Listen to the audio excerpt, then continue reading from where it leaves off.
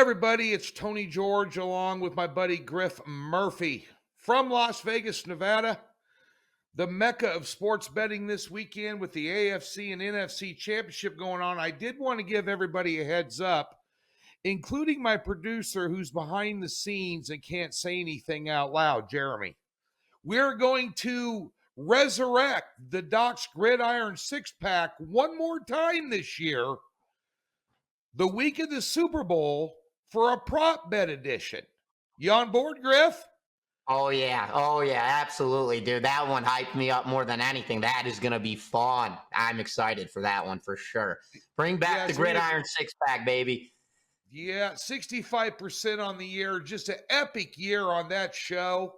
And, of course, we roll this over into Doc Sports Hoop Happy Hour. It's going to be an interesting weekend. There's some big games in college basketball, and Griff and I are going to take a look at three of them and a couple in the NBA as well for you here. I'm on a great roll in both the NBA and college right now. 25-12 in college basketball, 20-10 in the NBA, so that's 66%, and 63%, almost 64% on the year. In the NBA overall this season on a very low volume basis. And we got a couple of really great games, Griff, this weekend that we're going to talk about in the NBA. Kind of some heavyweights going at it.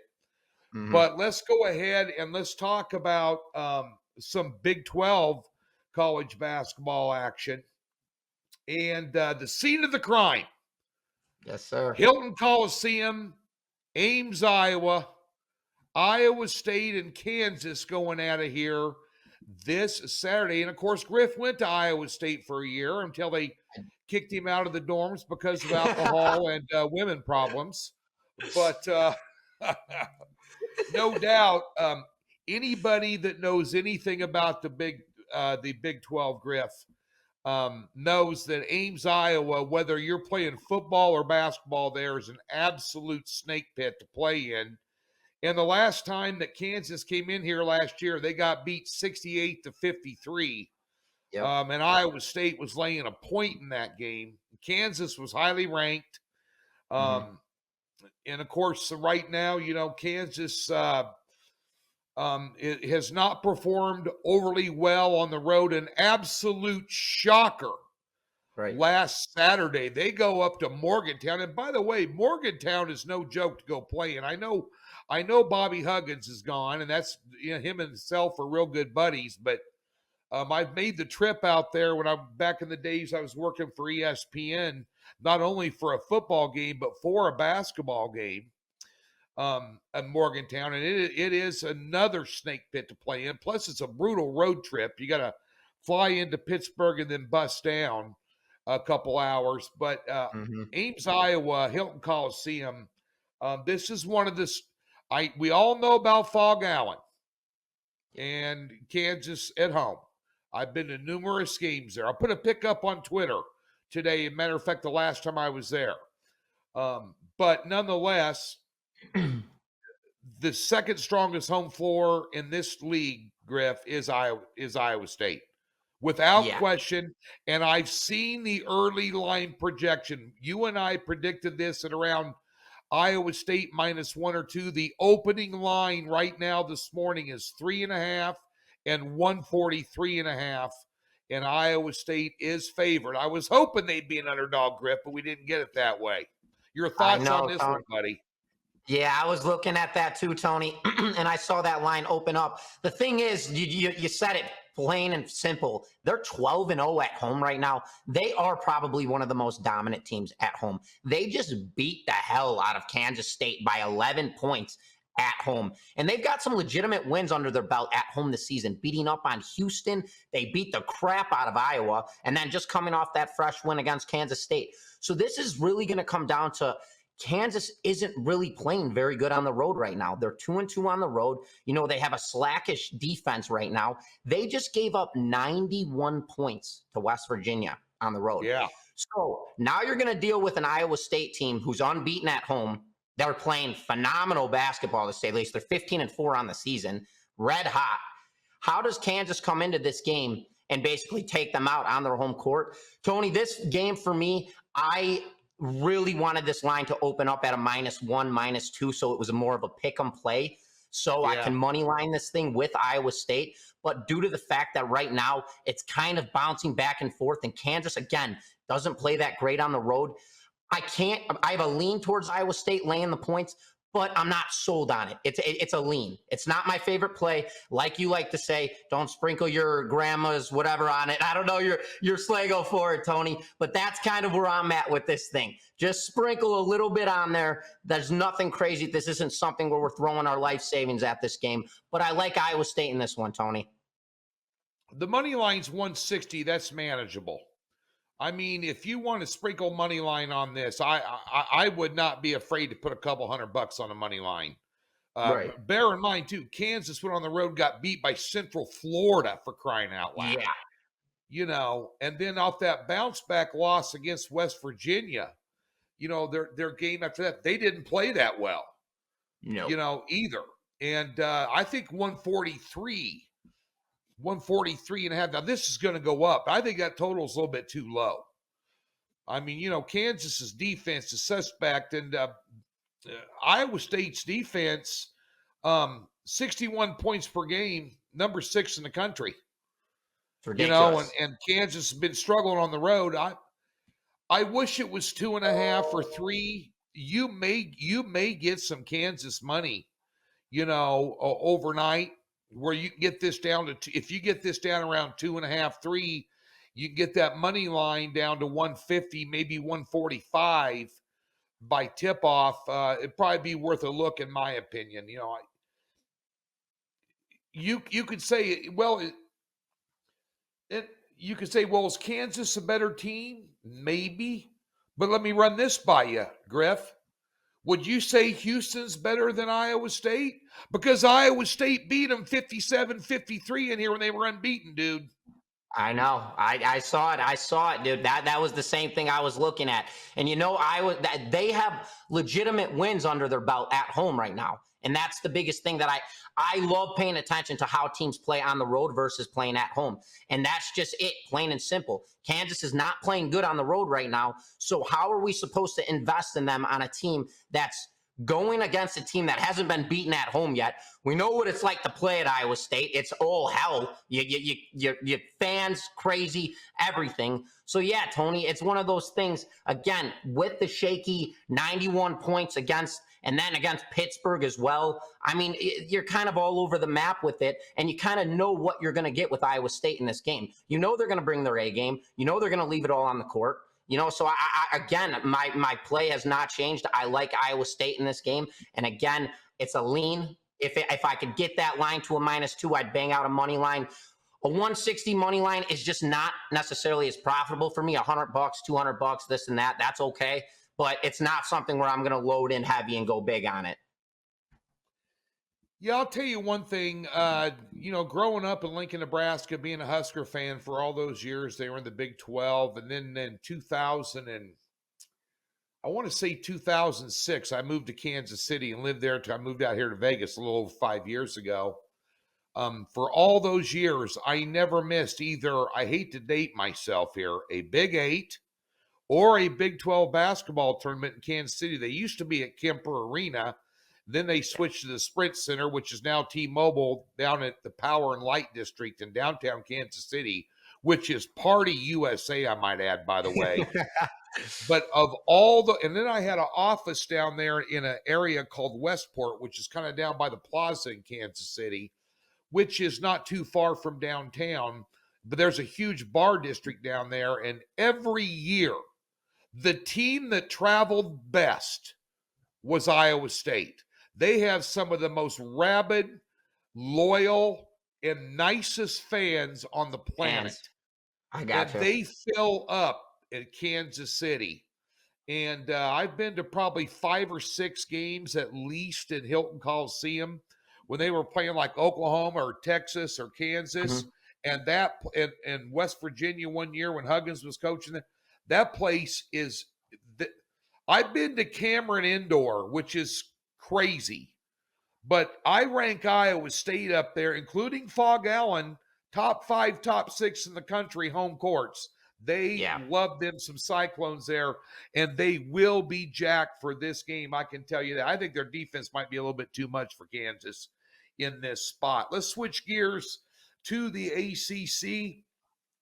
Don't forget to get over to Doc Sports this weekend. Free $60 account if you've never been a member. Of course, we'd be remiss in our duties not to mention the AFC and NFC championship, where I haven't lost a game, or pardon me, lost a card all year.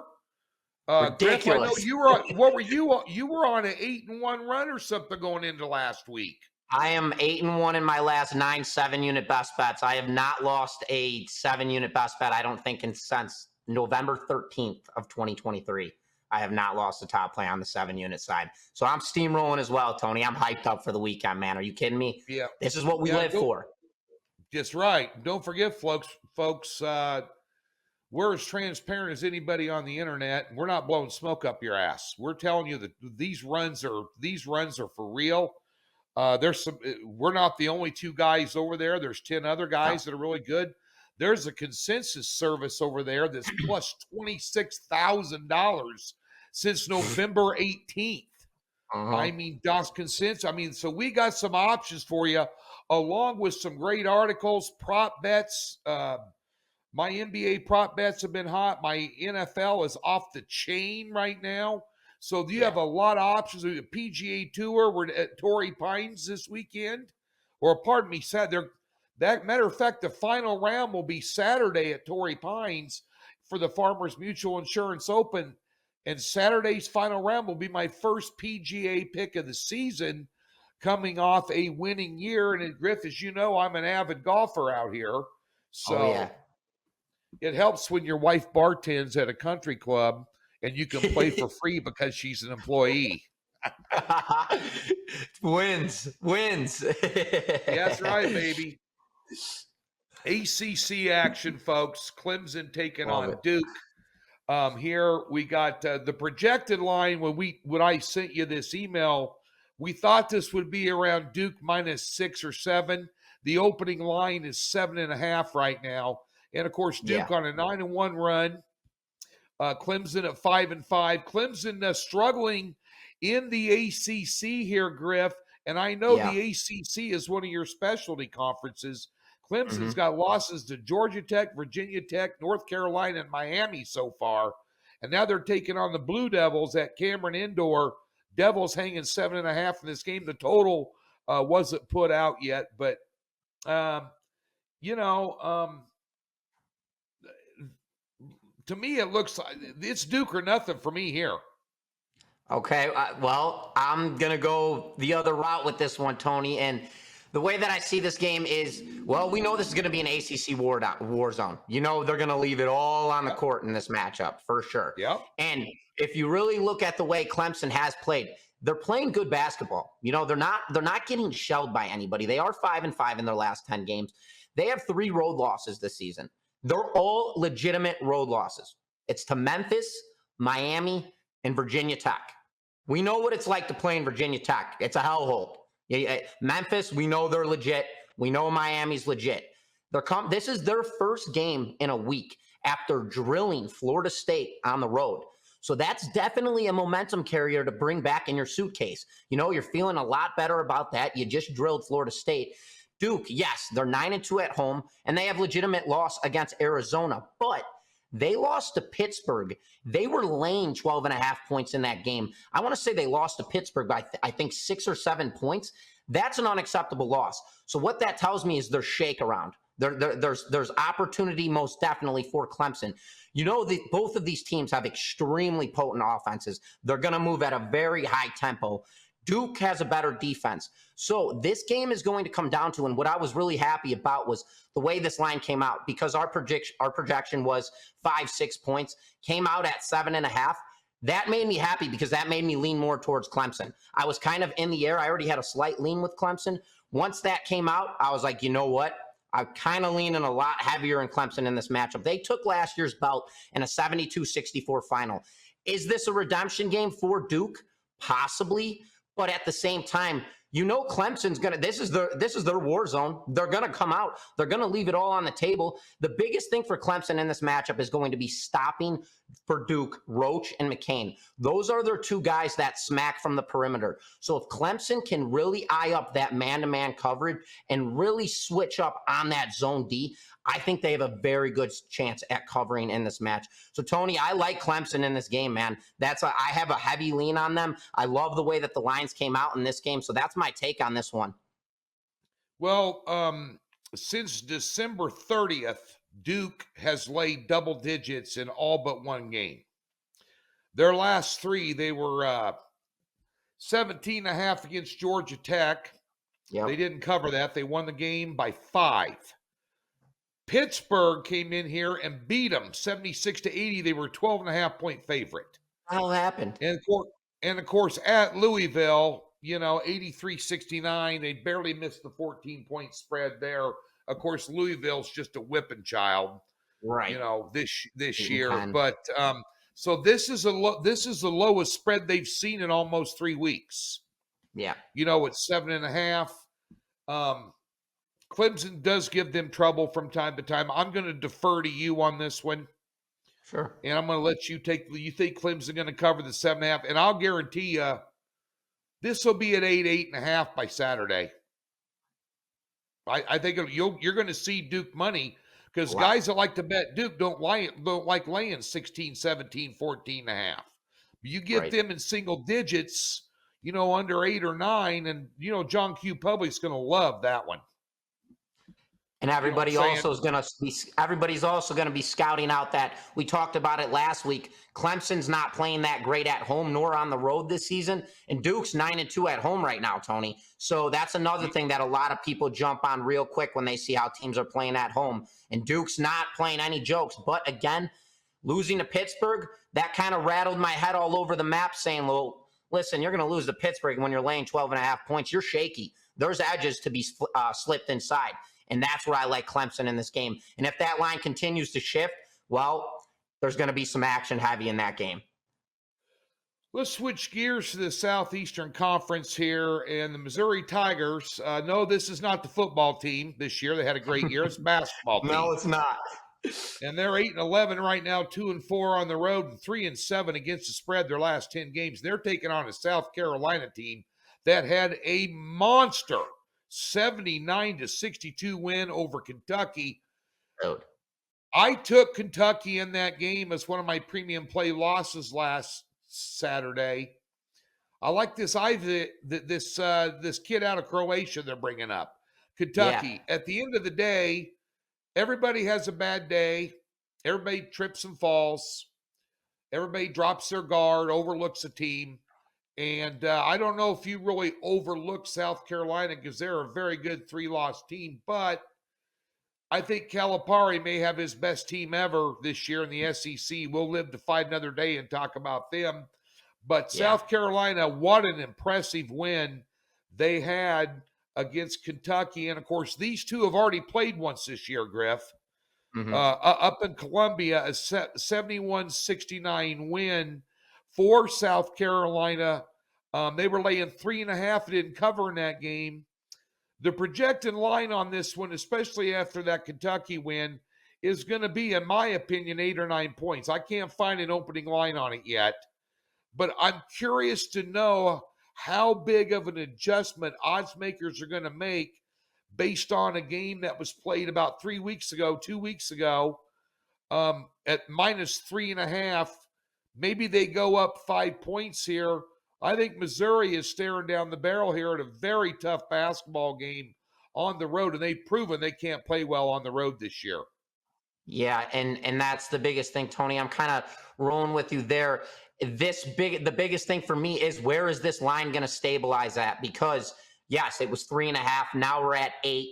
These two teams just played each other. It was a 2-point differential final, 3-point differential final. Where do you stagnate with this thing? I can tell you right now, listen, that win over Kentucky, that is a mentality, absolute fireflight. Like, that is everything for this team right now. They've won 2 consecutive matches after that. And then you go and you look at this Mizzou team. They've lost 6 games in a row. They are playing like absolute garbage right now, while South Carolina is currently 10-1 at home, Tony. So looking at this game, there's really nowhere to go. Mizzou's going to get hit with a shockwave. I mean, South Carolina, Mississippi State, beat them. Virginia Tech, beat them. Kentucky, beat them. All at home. All legitimate teams, all legitimate wins. Now Mizzou's coming in here on a 6-game losing streak. Debacle across the platform. What do you do? So with me in this game, I'm very interested to see where this line comes out. You know, obviously, where my head's at. I'm all over South Carolina in this game, but it's going to be, where do they drop this thing? If it's anywhere within the range of 7 to 9, well, I like laying the points with South Carolina in this game. If we started getting into those double digits numbers, well, we also have to look back on historical data and see what they did in prior matchups. And obviously, it was a 2 to 3 point split. So it's real hard after you see it, 2 teams go at it. They already kind of know how each other plays offensively and defensively. We know how aggressive they play, etc. So it's kind of one of those things. I'm waiting for this line to come out. If I can get it within that 7 to 9 radius, 6 to 9 radius, I like South Carolina. Anything in the double digits, it's more of a fade for me type of game. Something I want no piece of, no action of. Yeah, I'm curious to know what the total is going to be in this one too, because you got neither team shooting over 44% from the floor. They're both shooting 44% from the floor in field goal percentage, and yet South Carolina's defense is 9 points per game better in points allowed. And I think maybe they'll lean on that against a team that's struggling from the floor.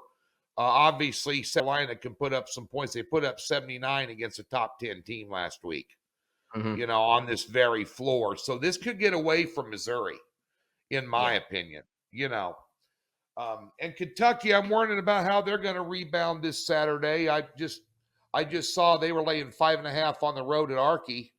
Archie's not where they were last year, but they're all over the map. Be interested to see what Kentucky does this week. I think with those 2 seasoned 5th-year seniors and a bevy of very talented freshmen, and now this Ivizic is his name, from Croatia, 7'2", ran the floor like a gazelle, was pulling up threes. He looked like Joel Embiid last time I saw him. That's what I was going to say. Speaking of Embiid, did you catch his 70-point game the other night? Oh, dude, man. I'm looking at this. He got hurt last night. He went down last night. I don't know what the knee or ankle. We'll switch gears to the NBA here and talk about a couple of big games on Saturday. Sure. And you've got the Clippers playing Boston. The Clippers are hot. A couple of notes about this game. The Clippers are playing tonight at Toronto while Boston's not playing. Right. And the Clippers right now are one of the top teams in the NBA, folks. Boston might be the best team in the NBA, but last night in that game Boston played, Porzingis went down. Now Porzingis, this guy is hurt, all the time. If he ever could stay healthy, he would be one of the best players in the league. But he rolled an ankle last night. They took him out in the third quarter, and he was in street clothes, in sweatpants there, in his sweatshirt at the, on the bench. So his status, it's not that Boston can't win and play well without him. I think they're still one of the better teams in the league. They can put up points better than anybody. But so can the Clippers. But the Clips are going to come in here with Boston being rested. This is going to be an interesting game. Boston's going to be a favorite, but it's not going to be a big favorite here, Griff. Yeah. Tony, you roll into this game, and I love the fact that you said that, because with the Clippers playing tonight, they're playing Toronto, and Toronto isn't necessarily a team where you got to leave it all on the court. They're going to play. Toronto's a good club. There's nothing to take away from them. Yeah. They are not the Boston Celtics by any means. And the Celtics are 20-1 at home right now. So you come off a game like that on the road, rolling into Boston, you're getting hit with a shockwave. And you've got to deal with the dynamic duo. That's Tatum and Brown. These two with the pick and roll. I mean, these guys are outstanding. And if you're not playing man-to-man on these guys, they are going to pop threes in your face all night long. And then you've got, obviously, Kawhi Leonard, who's an absolute stud for this Clippers team, and he's somebody who I absolutely key out. But Paul George is out. He's not going to be playing in this game, or well, currently game time decision, groin issue. I don't think he's going to be playing in this matchup. It's going to kind of depend on how tonight rolls. But the other thing that I'm really, really on the if factor is the Clippers aren't even playing 500 basketball on the road right now, Tony. They're 9-10 on the road, which is unacceptable considering the fact that now you've got to fly in. And then you've got Al Horford, 20-1 at home. You got Big Al from the perimeter, step back. You've got the dynamic duo with Brown and Tatum. How do you stop this team? I just don't see how the Clippers can do it and come into Boston and get it done. So again, Tony, I know this is going to be a smaller play, and I like this play a lot, especially with the Clippers coming off a game tonight against Toronto. You could definitely expect some fatigue, exhaustion. Boston's laying low tonight. They're hanging out, chilling in sweatpants, getting ready for the game tomorrow, and they know it's a big one, and you know they're going to leave it all on the court. I like Boston in this one, Tony. I like their production, man. I just, their last game they played, just last night. I mean, Brown's got 18, Tatum's got 26, Porzingis has got 19. He only played 20 minutes before he went down. Drew Holiday, 17, White, 15. They got guys coming off the bench left and right. They rotate well. And you got a Clippers team tonight that's laying 8. And I guarantee you, Paul George probably isn't going to play. They're going to see if they can get him on the court tomorrow by resting him tonight. They'd rather win the Boston game than they would the Toronto game. I'd be surprised if they cover I'd be surprised if they cover that 8 tonight. They're looking forward to this game here, so there's kind of a double angle here. But regardless of what happens tonight, I think Boston gets them. If you can get them minus 5 or less, I'd be on them. That's where I'm at. I was thinking more 3.5, but I'm with you. Yeah. I think with them playing tonight, and one thing I like fading road teams east to west or west to east on back-to-back nights in the second game of that road trip, when they're playing back-to-back, especially when they're playing a really good team. That's one angle. One thing about the NBA I can tell you is scheduling spots. Now this, especially the third or fourth or fifth game of a road trip and the East Coast teams playing either Denver or Utah out in the altitude, and it's their last road game after 4 straight games and 6 days on the road. I don't give a rat's ass who it is. You fade them, and we've been very successful this year in the NBA with scheduling spots. We got one here also on Saturday that a couple of really good teams, New Orleans and is at Milwaukee. Now tonight, New Orleans is playing the offensive juggernaut that is the Oklahoma City Thunder, who are a very good basketball team, and they will wear your ass down. They'll run that floor and gun it. And New Orleans is an interest to me still. I can't quite get a handle on them. They're kind of an enigma wrapped in the riddle, just a saying I like to say. Because you got Ingram, you got Williamson, McCollum. You got a powerful 3 guys there. And then Milwaukee now, they got rid of Griffin. They got their head coach fired this week simply because the Greek freak and Lillard didn't like him. They didn't like his offensive game plan. They weren't taking his plays off the bench into the game and running them on offense. They were doing their own thing. And they got him kicked out. But nonetheless, they're also playing Cleveland tonight, who they just played 2 nights ago, and they're laying a big number tonight against Cleveland. This is going to be an interesting spot for this game with both these guys playing tonight. More so than anything, I'll be looking at the over in this one because of some tired legs, because both of them are playing really good teams tonight, and they're going to have to play 4 quarters of basketball in order for either one of them to be successful tonight, Griff. Yeah, Tony, and that's another thing too, is the weirdest thing with this New Orleans team right now is they have that triple threat. They've got Zion, they've got Ingram, and they've got McCollum. And they just put up 153 points against Utah. So if these guys are all together and they're rolling, they're rolling. We know Utah, they suck on the road. That's fine. That's okay. But the fact is they did put up 153 points.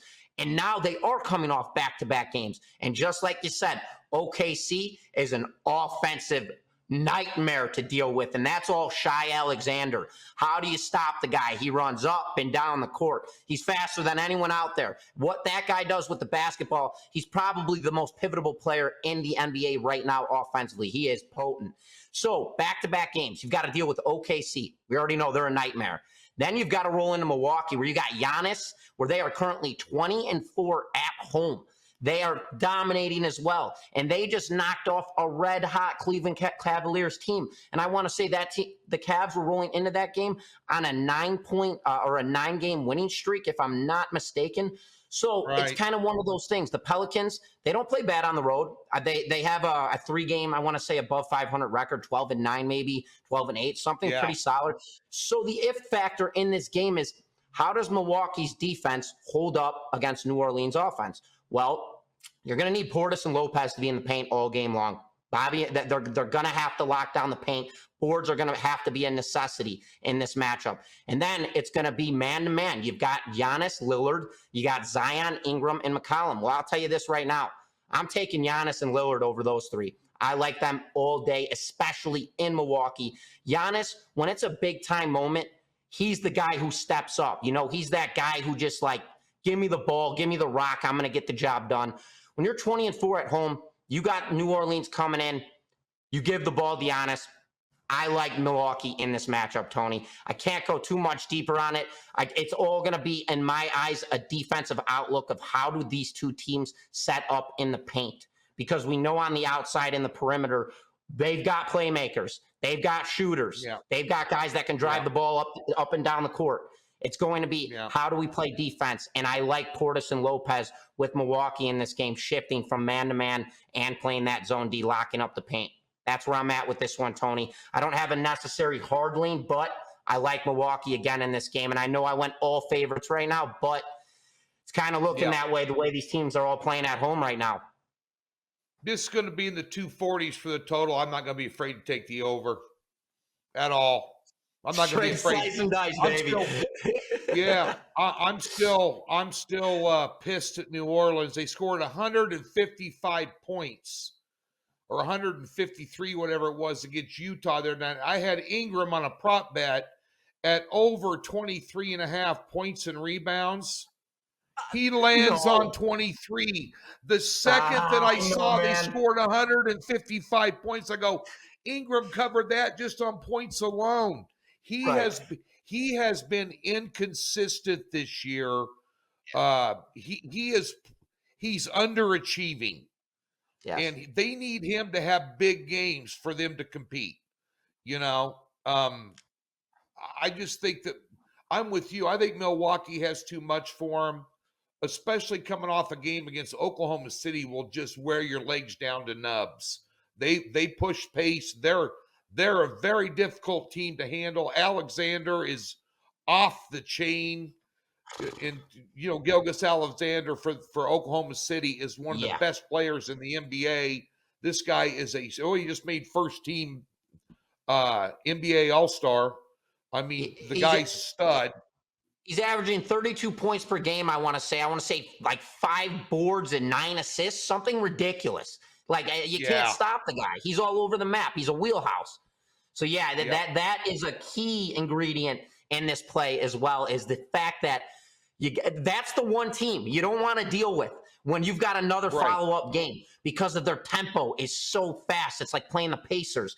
They move so incredibly fast. Everything's boom, boom, boom. So that's the biggest take for me in this game. And then again, that 20-4 record with Giannis at home, it's like, how do you fade it? So that's where I'm at.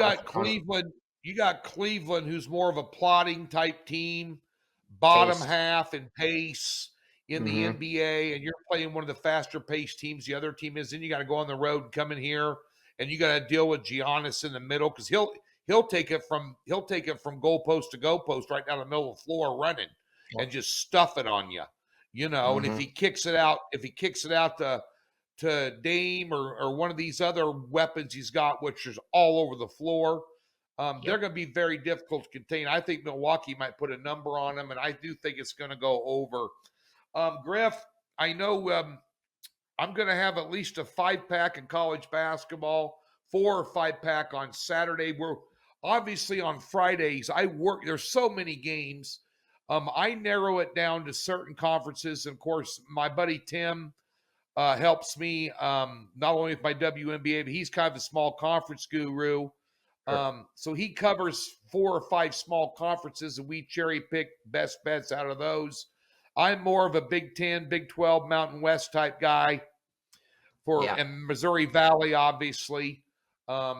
Missouri Valley's been hard this year just because there's like 2 good teams and the rest of them suck, and they suck evenly.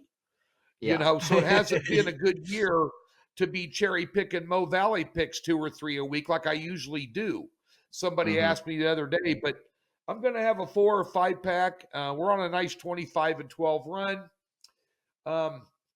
We're looking forward to the NBA over the weekend as well, on a 66% run over a 30-game sample size. And, of course, the football picks are up there as well. I don't see anything huge on deck right now. I didn't see any what we call big, huge overlays, which means power rating versus the actual line, where somebody's laying 3 and they should be laying 8 or 9. And the longer the season goes, the fewer and far between those pop up. Sometimes in the small conference stuff, Griff. But we'll have a solid card for you with at least 12 or 13 units on it on Saturday in hoops. Yeah, and Tony, I hear you on that. Me, I like those ACC matchups, and I like the Big 12. Those are kind of more of what I like to follow. But when it comes to really diving deep, you could really find very, very profitable lines inside of those small conferences. And that's why I like taking those and betting those the most, because there's not as much heads on it. There's not as much public. There's not as much action. So you're going to get legitimate lines. There's not going to be crazy shifts. So you could really dial down on how teams are performing as of late, what they've done in their past 10 games. Are they playing good on the road, at home? Are they trending up, down? And you can get legitimacy, accuracy out of that. When you look at these bigger conferences like the Big 12, like the ACC, you're going to get a lot more juggernaut. You're going to get a lot more flippy flop. There's teams that, like Clemson, for sake, they're 5-5 right now in their last 10 games. They're playing bad on the road. They're playing bad at home. But they're also still a team that's competing in almost every single game. So you can keep your eye on them to watch them. When you're looking at these smaller conferences, you kind of can dial out a little bit more juice or a little more squeeze out of the juice. You know what I mean? So that's kind of where I'm at with it right now. But looking on deck this weekend, obviously for football, I've got 2 plays. I've got action on both games, AFC and the NFC. And then in the NBA, I am waiting. I have 1 game circled out for tomorrow, Saturday, but I'm still waiting on the line to drop on it. If that line shifts in my favor, I will be piling out a top play. Right now, though, stagnant. I 3 plays on Saturday for college hoops, 3 plays on Saturday for NBA. If I power out any top plays, I'm waiting on 1 NBA play that will go out tomorrow. So you guys can check that out on my bio. You'll know if the line shifts because my top play will be posted in the big play section. Yeah, leave your comments. You guys got any best bets in the comment section? We'll filter out the haters and the F-bombs and links to porn sites. We'll keep the link to porn sites, but we won't make it for you. And be sure and get over to Doc's this weekend. Enjoy, and don't forget, again, the Doc's Gridiron 6-pack will be brought up from the ashes the week of the Super Bowl. We're going to know late Sunday night. Are you going to come out and watch the Chiefs game with me? Oh, you know I'm going to be there. Come on, man. Right, man. I'm coming. Mrs. George is out in the hallway pacing the floor right now. Is she? Oh, man. She's going to be crushed if they lose. She's going to be crushed if they lose. Oh, man. She's got to come out red hot. She's got to be ready to go, man. Oh, boy. Enjoy the weekend, folks. Thanks for tuning in. We'll be back at you next Friday. You guys.